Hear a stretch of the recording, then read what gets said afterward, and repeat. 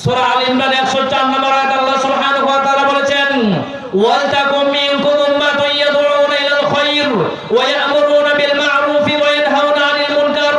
আল্লাহ সুবহানাহু ওয়া তাআলা বলেন তোমাদের মধ্যে এমন কিছু মানুষ থাকা প্রয়োজন, এমন একটা দল থাকা প্রয়োজন, ইয়াদউনা ইলাল খায়র, যারা মানুষদেরকে কল্যাণের পথে ডাকবেন, যারা মানুষদেরকে কল্যাণের দিকে ডাকবেন, ওয়া ইয়া'মুরুনা বিল মা'রুফ ওয়া ইয়ানহাউনা আনিল মুনকার, যারা মানুষদেরকে সৎ কাজ আদেশ করবে, ওয়া ইয়ানহাউনা আনিল মুনকার, আর সমাজের ভিতরে অন্যায়ের প্রতিবাদ করবে।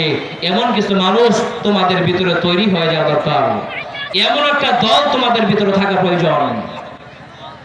সূরা তাওবার 71 নম্বর আয়াত আল্লাহ সুবহানাহু ওয়া তাআলা বলেন ওয়াল মুমিনুনা ওয়াল মুমিনাতু বা'দুহুম আউলিয়াউ বা'দ ইয়া'মুরুনা বিল মা'রুফ ওয়া ইয়ানহাউনা আনিল মুনকার।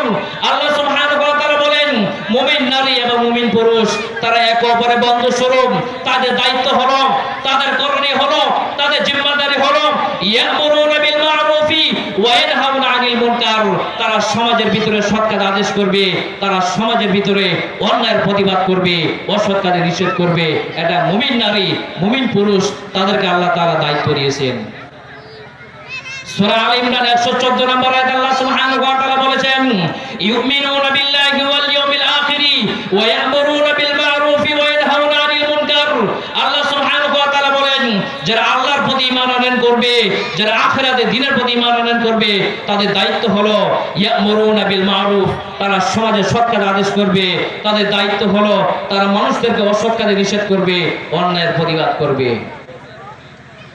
তাহলে যারা আল্লাহকে বিশ্বাস করে, আখিরাতের দিনের প্রতি বিশ্বাস করে, যারা আল্লাহর প্রতি ঈমান আনয়ন করেছি, আখিরাতের দিনের প্রতি ঈমান আনয়ন করেছি, আল্লাহ তাদেরকে দায়িত্ব দিয়েছেন।